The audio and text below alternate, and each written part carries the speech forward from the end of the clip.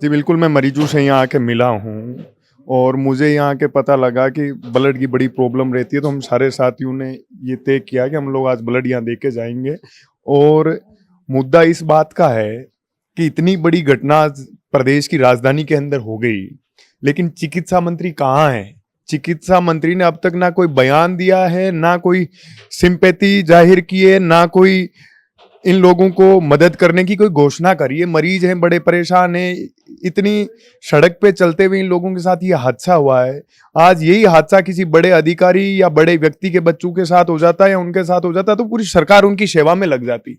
तो हम लोगों का आज जनता यही मांग करती है कि ये भारतीय जनता पार्टी इन राजा महाराजाओं को ये राज सौंप दिया। मैं कहता हूं ये जो गजेंद्र सिंह खींवसर जी चिकित्सा मंत्री है वो अब तक कहाँ है? क्यों इन पीड़ितों से नहीं मिल रही है? क्यों इनकी मदद क्यों नहीं कर रहे हैं? तो ये आज आम जनता इस सरकार से सवाल करती है कि आप लोग कब तक ये अत्याचार और अन्याय करोगे? हम लोग कब तक ये सहन करेंगे? पीड़ितों के साथ न्याय हो, सरकार और प्रशासन इनकी मदद करे, ना कि इनको घोंसला कोई दे के चले जाए और कोई इनकी मदद नहीं हो।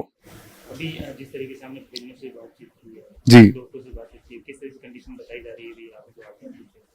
ठीक है।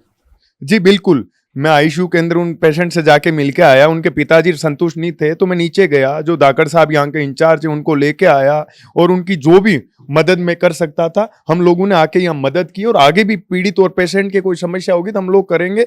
और ये जनता समझ गई है कि ये भारतीय जनता पार्टी राजा महाराजाओं के कंधों पे अपनी तोपें रख रही है और ये लोग सेवा नहीं कर सकते, ये घर से बाहर नहीं निकल सकते, क्योंकि इन्होंने अपने जीवन के अंदर दूसरों के कंधों पे बंदूकें रख के चलाई है। ये लोग धरातल पे संघर्ष नहीं कर सकते, ये जन भावना से जनता की सेवा नहीं कर सकते। इन मुद्दे के बाद में, घटना के बाद में अब बयानबाजी का भी दौर है, वो भी शुरू हो चुका है। पॉलिटिकल जो लोग हैं वो भी एक दूसरे पर आरोप लगा रहे हैं। क्या लगता है आपको किस तरह की जाना चाहिए? इससे बेहतर है कि सबसे पहले मरीजों की मदद होनी चाहिए और प्रशासन को ऐसा काम करना चाहिए कि जीवन के अंदर दोबारा ऐसी घटना नहीं घटे।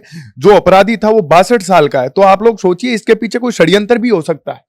62 साल का व्यक्ति एक कोई 18 साल का 15 साल का बच्चा होता है, वो जोश में आके ऐसी हरकतें कर सकता है, हत्याएं कर सकता है, लोगों को दुखी कर सकता है, मार सकता है। लेकिन एक 62 साल का व्यक्ति इस प्रकार की घटना को अंजाम देता तो ये कहीं ना कहीं संदेह है इस षड्यंत्र के पीछे कौन लोग हैं, उनके कड़ी से कड़ी कार्रवाई हो।